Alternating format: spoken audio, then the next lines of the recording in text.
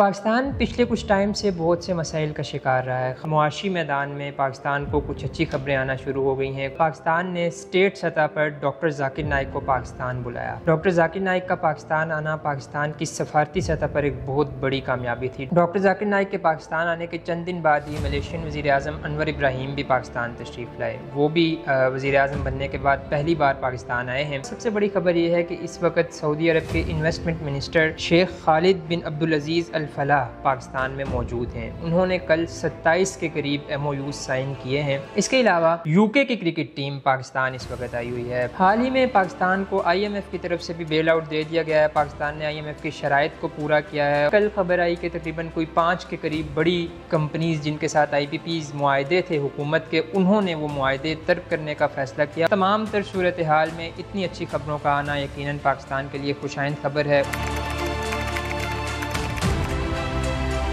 पाकिस्तान पिछले कुछ टाइम से बहुत से मसाइल का शिकार रहा है। ख़ास तौर पे जो सियासी अदम इस्तेहकाम है, इलेक्शन हुए, इलेक्शन से पहले के हालात और बिलखुसूस फिर इलेक्शन के बाद के हालात पाकिस्तान के लिए सियासी तौर पर बहुत अच्छे नहीं रहे। मुआशी तौर पर भी पाकिस्तान को मुसलसल मुश्किलात का सामना रहा है। IMF की तरफ से काफ़ी प्रेशर रहा है पाकिस्तान के ऊपर। कुछ मुतालबात थे जो मंजूर किए जाने थे, कुछ शराइत थी जिन पर अमल किया जाना था, और ये एक पूरा प्रोसेस था जिससे पाकिस्तान बहुत मुश्किल वक्त से गुजरा है। पाकिस्तान ने महंगाई का सामना किया और हर तरफ से पाकिस्तान पर इकोनॉमिकली बहुत सख्त प्रेशर था जिसको पाकिस्तान ने फेस किया है। सिक्योरिटी वाइज भी पिछले कुछ टाइम से पाकिस्तान के हालात ज़्यादा बेहतर नहीं रहे। एक साइड पे बलूचिस्तान में BLA एक्टिव रही है, तो दूसरी साइड पे KP वाली साइड पे हमें TTP बहुत ज़्यादा एक्टिव नज़र आई है। मुसलसल अटैक्स होते रहे हैं। पाकिस्तान आर्मी को निशाना बनाया जाता रहा है, सिविलियंस को निशाना बनाया जाता रहा है। Security forces, police, levies, rangers, किसी को नहीं बख्शा गया। तो सिक्योरिटी के लिहाज से भी पाकिस्तान के लिए पिछला कुछ अर्सा इतना ज़्यादा अच्छा नहीं था।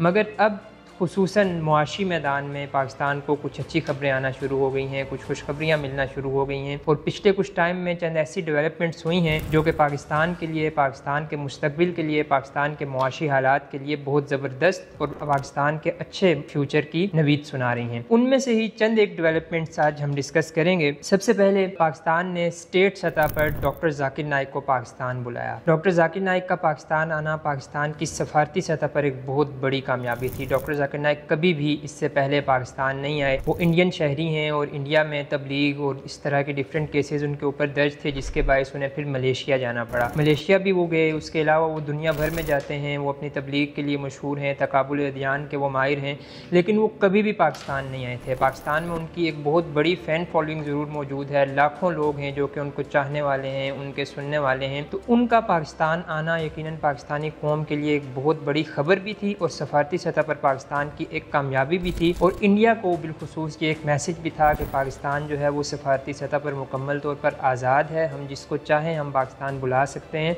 और कोई भी चाहे उसके इंडिया के साथ ताल्लुकात कैसे हैं, पाकिस्तान के लिए, पाकिस्तान के लोगों के लिए अगर वो शख्स फ़ायदेमंद साबित हो सकता है तो वो पाकिस्तान ज़रूर आएगा। वो इस वक्त भी पाकिस्तान के विज़िट पर हैं। कराची में उन्होंने इज्तिमात से खिताब किए हैं, बहुत बड़े बड़े इज्तिमात से जिनसे उन्होंने खिताब किया। अगरचे कुछ कंट्रोवर्सीज़ क्रिएट करने की कोशिश ज़रूर की गई, मगर उन कंट्रोवर्सीज़ में इतना दम नहीं था, वो इतनी पावरफुल नहीं थी कि वो डॉक्टर जाकिर नाइक के पाकिस्तान विज़िट को स्पॉइल कर सकें। अभी उनके लाहौर में कल और परसों इज्तिमात हैं, और उसके बाद फिर वो इस्लामाबाद आएंगे। वो यहाँ फैसल मस्जिद में भी जुमा पढ़ाएंगे। उनके यहाँ पर भी जो है वो इज्तिमात अवामी भी होंगे। हुकूमती सतह पर भी वो लोगों से मिल रहे हैं, वफूद से उनकी मुलाकातें हो रही हैं। कराची में उन्हें एजाज़ी डॉक्टरेट की डिग्री भी दी गई है।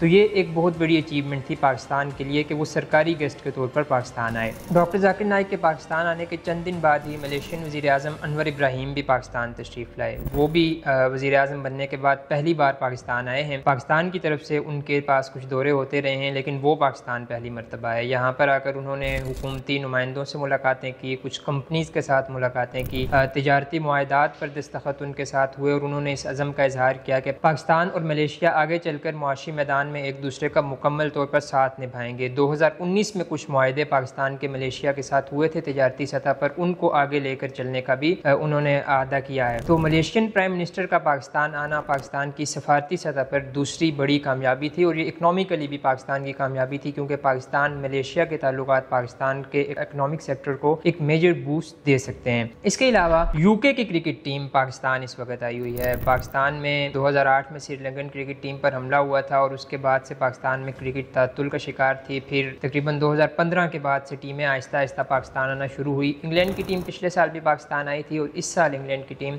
फिर इस वक्त पाकिस्तान आई हुई है। मुल्तान में पाकिस्तान और इंग्लैंड का टेस्ट मैच जारी है, अगरचे वहाँ भी पाकिस्तान ने एक बहुत बड़ी हिस्ट्री क्रिएट की है। Not good for sports, Pakistan cricket के लिए कुछ अच्छी खबरें नहीं हैं, लेकिन इंग्लैंड क्रिकेट टीम का इस सारी सूरत हाल में पाकिस्तान आना, फिर मुल्तान का विज़िट करना, मुल्तान में खेलना, फिर रावलपिंडी में वो आएंगे, यहाँ पर उनका टेस्ट मैच है, तो ये पाकिस्तान की भी एक बहुत बड़ी कामयाबी है कि इतनी बड़ी इंटरनेशनल टीम पाकिस्तान आई हुई है। ऑस्ट्रेलिया की टीम आई थी, साउथ अफ्रीका की टीम्स आई थी, वेस्ट इंडीज़ आई थी और फिर पाकिस्तान ने 2025 में चैंपियंस ट्रॉफी होस्ट करनी है, जिसमें दुनिया के तमाम ममालिक जो बड़े 10 टीमें हैं वो शिरकत करेंगी और मोस्ट प्रोबेबली इंडिया की टीम भी पाकिस्तान आएगी, अगरचे वो इस वक्त कुछ शुकूक व शुबहात का शिकार है उनका पाकिस्तान आना। लेकिन अगर चैंपियंस ट्रॉफी पाकिस्तान होस्ट कर लेता है तो ये भी पाकिस्तान के लिए एक बहुत बड़ी कामयाबी होगी। उसके अलावा सबसे बड़ी खबर ये है कि इस वक्त सऊदी अरब के इन्वेस्टमेंट मिनिस्टर शेख खालिद बिन अब्दुल अजीज़ अल फलाह पाकिस्तान में मौजूद हैं। उन्होंने कल 27 के करीब MOUs साइन किए हैं और तकरीबन $2.2 बिलियन की सरमायाकारी का ऐलान किया है। उन्होंने कहा है कि पाकिस्तान और सऊदी अरब के जो तिजारती ताल्लुकात हैं ये बियॉन्ड लिमिट्स हैं, इनमें कोई लिमिट्स नहीं है। और उन्होंने ये भी कहा है कि जब तक पाकिस्तान मुआशी तौर पर स्टेबल नहीं होता, पाकिस्तान के साथ हम जो तिजारती ताल्लुकात हैं वो हमारे बुलंदियों पर नहीं पहुंच सकते, इसलिए हम तमाम तर कोशिशें करेंगे कि पाकिस्तान को मुआशी तौर पर मजबूत और स्टेबल किया जाए। पाकिस्तानी वज़ीर आज़म शहबाज शरीफ साहब ने यह कहा है कि जो पाकिस्तान को हाल ही में IMF की तरफ से बेल आउट मिली है उसमें सऊदी अरब ने एक बहुत अहम किरदार अदा किया है। तो यानी सऊदी अरब इस वक्त पाकिस्तान में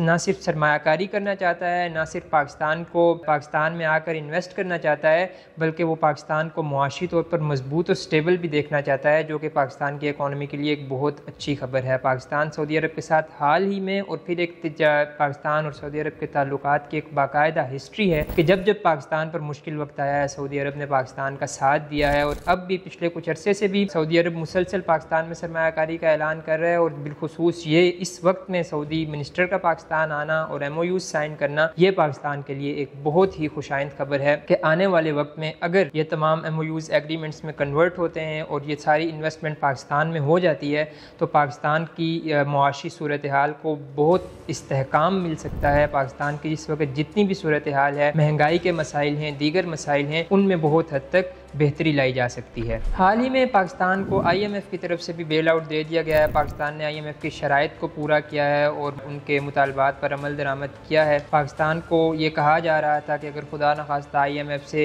ये रकम नहीं मिलती तो पाकिस्तान डिफ़ॉल्ट हो सकता है, मुख्तलिफ पाकिस्तान बैंकक्रप्ट हो सकता है, लेकिन ऐसा नहीं हुआ। जो लोग भी ये चाहते थे, जिन लोगों के ये अज़ाइम थे, वो पूरे नहीं हुए और पाकिस्तान को ये फ़िलहाल ये रकम मिली है। शहबाज शरीफ साहब ने जो है इस अज़म का अदा किया है कि ये पाकिस्तान और IMF के दरमियान आखिरी मुआहदा है, इसके बाद जो है वो पाकिस्तान कभी IMF का रुख नहीं करेगा। और अगर ऐसा हो जाता है तो यकीनन ये एक बहुत बड़ी खुशी की बात होगी पाकिस्तानी कौम के लिए भी और एक बहुत बड़ी कामयाबी होगी ये हुकूमत पाकिस्तान के लिए भी। इसके अलावा भी कल खबर आई कि तकरीबन कोई 5 के करीब बड़ी कंपनीज जिनके साथ IPPs मुआहदे थे हुकूमत के, उन्होंने वो मुआहदे तर्क करने का फैसला किया। और ये वो कंपनीज थी जो कि बगैर कोई चीज़ प्रोड्यूस किए, बगैर बिजली प्रोड्यूस किए पाकिस्तान के ख़जाने से अरबों रुपये सालाना तौर पर हासिल कर रही थी। तो उन IPPs के साथ हुकूमत ने मुआहदे ख़त्म किए हैं और उन कंपनीज ने अपने उन मुआहदात को ख़त्म करने का ऐलान किया है। तो ये भी पाकिस्तान के लिए एक बहुत अच्छी खबर है। ये तमाम तर कामयाबियाँ हुकूमत पाकिस्तान उस वक्त में हासिल कर रही है जब मैंने जिस तरह स्टार्ट में भी कहा कि पाकिस्तान को सिक्योरिटी के इस लिहाज से बिलखुसूस बहुत ज़्यादा मसाइल का सामना है। BLA की तरफ से मुसलसल अटैक्स हो रहे हैं, ना सिर्फ आर्म्ड फोर्सेस के ऊपर, ना सिर्फ चाइनीज़ और दीगर डेलीगेशंस के ऊपर, बल्कि आम शहरियों और सिविलियंस को भी वो BLA वाले निशाना बना रहे हैं। कभी बसों से उतार कर पंजाबियों को